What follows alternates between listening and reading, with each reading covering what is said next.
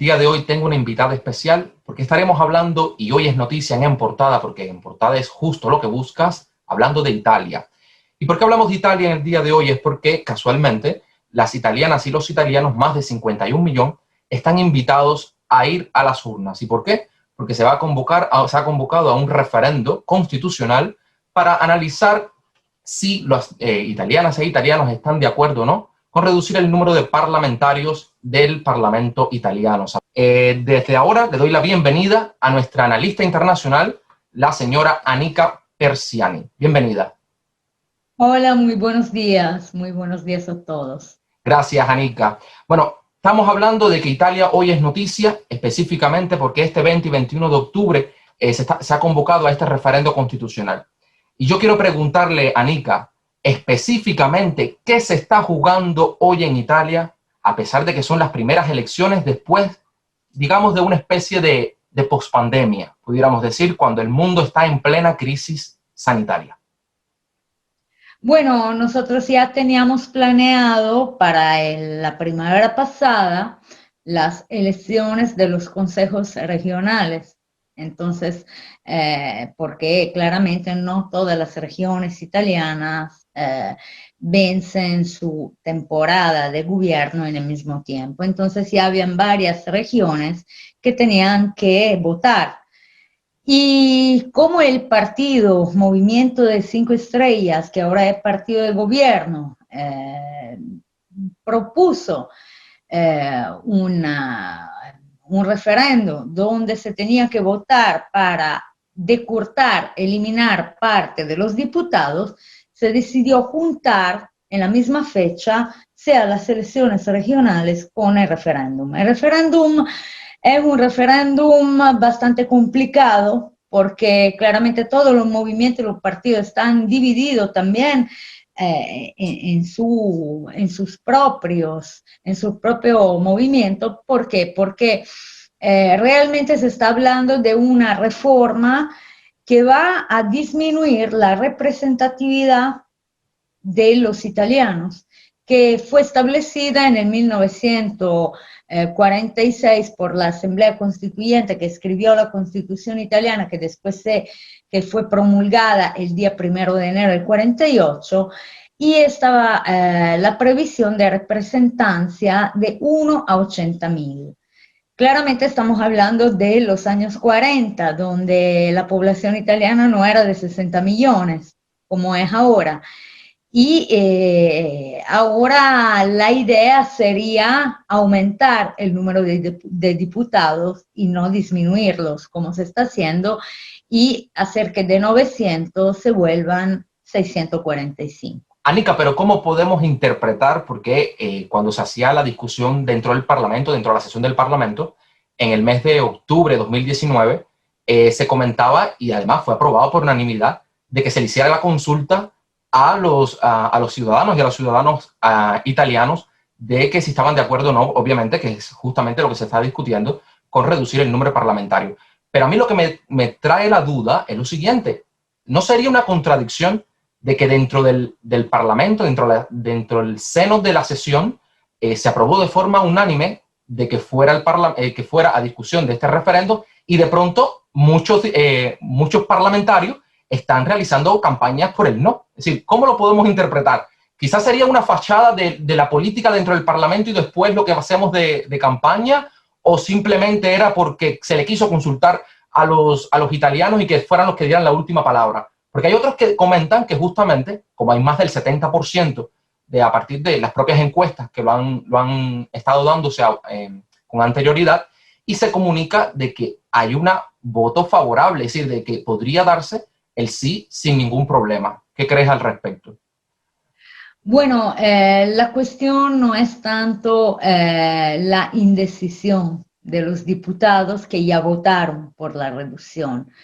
La cuestión es el cómo, en el sentido que en los últimos meses, sobre todo después de esa pandemia, aquí está ganando mucho el populismo y la fuerza populista, por supuesto, pero no siempre las fuerzas populistas son fuerzas, decimos, en buena fe ante el gobierno.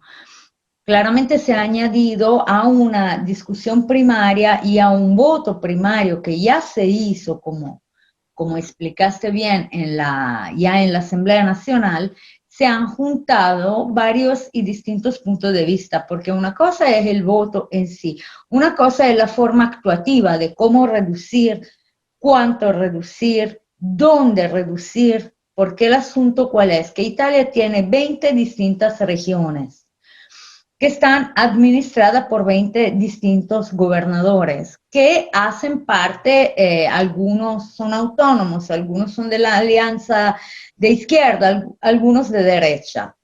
Y se pone un problema de selección de la decurtación de los diputados. En el sentido, nosotros tenemos también, como ustedes en España, supongo, regiones autónomas, como el Sud de Tirol, que es la parte de Trentino Alto Adige, que tiene su autonomía. Tenemos Valle d'Aosta, que está justo en el límite con Francia, que tiene su autonomía.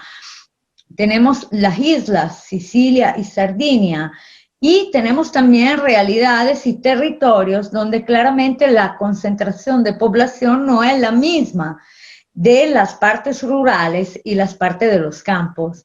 Entonces, está bien hacer una reforma si queremos pensar a una reducción de los diputados, pero antes tendríamos que tener un protocolo administrativo para escoger dónde se van a cortar los diputados y reformar completamente el sistema de voto, porque si se vota con el sistema actual, que está programado en circunscripciones territoriales que votan un diputado, sería hacer una revisión de todo eso, que creo que sea más importante. Además, claramente, es verdad que es un gasto de 300.000 euros diario que se va a ahorrar en el balance del Estado, pero yo creo que 300.000 euros en un Estado como es Italia no sea una cifra que puede ser la influencia máxima, decimos,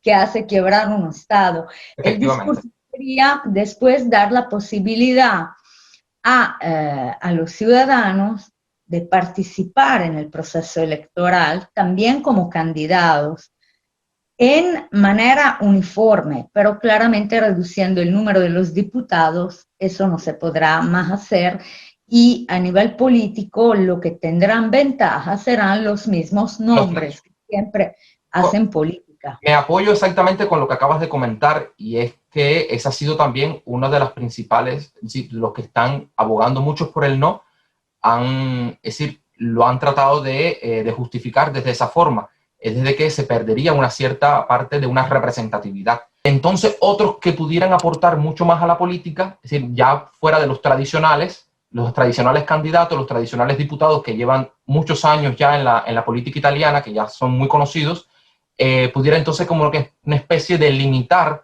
abrir las otras puertas a que entren quizás otros parlamentarios más jóvenes con otras ideas, otras oportunidades dentro del Parlamento italiano. Eso sí, eso claramente es uno de los caballos en la batalla del no. Pero hay que reconocer, yo creo que hay que reconocer cuestiones distintas en las dos partes. Otro problema que hemos tenido en los últimos años, justo por la ola de populismo, es la impreparación total de la política ante los problemas evidentes. Nosotros hemos tenido diputados que claramente no han trabajado como hubieran tenido. Hemos tenido diputados que se vestían de brujos, hemos tenido diputados que hablaban de virus y no sabían ni que un virus era un microorganismo hecho por un ARN y por un contenido glicoproteico. Gente que no tiene ni la mínima idea de lo que quiera decir una documentación y no tenía tampoco preparación histórica, geográfica y tampoco ideológica. Claro, estoy de acuerdo que ellos siguen siempre con la misma historia, el mismo cuento que la ideología ya no sirve, ya que superamos las ideologías, pero si yo tengo que elegir una persona que me represente, yo quiero saber si esa persona quiere un Estado liberal o sea, donde todo se basa en la empresa privada, o si quiere un Estado social, donde haya una presencia del Estado que en casos como esos de la pandemia pueda brindar y apoyar a la población una ayuda y también ayudar a nivel económico. Claramente los diputados que han sido elegidos en las filas de los movimientos populistas y lo mismo que han pedido ese referéndum para cortar los asientos así en la Asamblea Nacional, son los mismos que muchas veces han sido totalmente impreparados. Ustedes habrán escuchado algo, algo sobre ese argumento, pero política quiere decir también preparación y derivación de una escuela política y haber tenido también una formación como cuadro político. Reduciendo de repente, y yo supongo, porque claramente yo tengo que hacer ver la cara del no y la cara del sí, si se reduce la posibilidad de implementar la Asamblea Nacional con cualquier tipo de diputado, de repente se puede regresar a la vieja política hecha por estatistas y no simplemente por gente que de repente hasta el día antes estaba predicando en una plaza contra las vacunas y después, el día después se va a sentar en un lugar de poder que condiciona de toda manera también el estado social y la vida de cada uno de los ciudadanos. Ministro de Exteriores, Luigi De Maio, él decía los días anteriores que votar sí es mirar al futuro, votar no es mirar a la prehistoria. Es como que ¿cómo podemos verle ese lado del sí, del no, del retroceder, quizás de avanzar? Y cómo pudiéramos interpretar incluso posterior a lo que pueda suceder con este referendo una vez que ya se emita el escrutinio y se den los resultados. ¿Cómo pudiéramos ver después la correlación de fuerzas? Quizás pudiera haber unos cambios dentro del propio Parlamento en la coalición de fuerzas que se está formando entre la izquierda, la derecha, o quizás la más ultraderecha dentro de la parte italiana específicamente en el Parlamento. Bueno, conociendo un poco la sociedad italiana, yo no creo que el voto referendario cambie algo ahora, al menos. Porque es verdad que el referéndum es la máxima expresión de la opinión popular, pero es verdad también que hay que mantener ciertos equilibrios, sobre todo en ese momento en el cual se está hablando a nivel europeo, sea de MES que de Recovery Fund. Y por eso hay la necesidad de una estabilidad de gobierno, también porque en Europa, toda Europa está viviendo también la segunda ola de COVID. Y creo que la concentración del esfuerzo político tenga que ser en el perfil sanitario de cada estado y en el perfil social. Pero a pesar de eso, definirlo prehistoria, yo no sé cómo un ministro de la República pueda definir prehistoria un evento histórico tan cercano, porque es verdad que estamos hablando de una constitución, la italiana, que ha sido escrita enseguida después del segundo conflicto mundial, o sea, escrita entre el 46 y el 48. Pero tenemos también que pensar que a nivel histórico una temporada de 70, 80 años no es nada en la evolución de un sistema democrático. Si nosotros pensamos que todos los países europeos todavía siguen con acuerdos derivantes del 1815, o sea, del Congreso de Viena, tenemos que pensar que de repente un proceso de desarrollo cultural adentro de un sistema formulado hace 70 años no se puede definir prehistoria. Es verdad que la sociedad en los últimos 20 años ha cambiado totalmente por la tecnología, por la llegada de Internet, pero si no hay una base política, ideológica, histórica para poder programar la política y decidir en lugar de millones de ciudadanos, yo creo que no se pueda absolutamente hablar de largos tiempos históricos. Todos los países en Europa todavía están pagando las consecuencias de los equilibrios después del nazifascismo.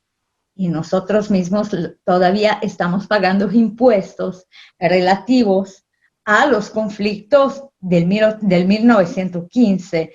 ¿Cómo se pueda definir prehistoria? Un sistema electoral desarrollado, ideado y votado en los años 40, donde por supuesto por primera vez en el 6 de junio de 46 en Italia votaron las mujeres, yo no lo sé.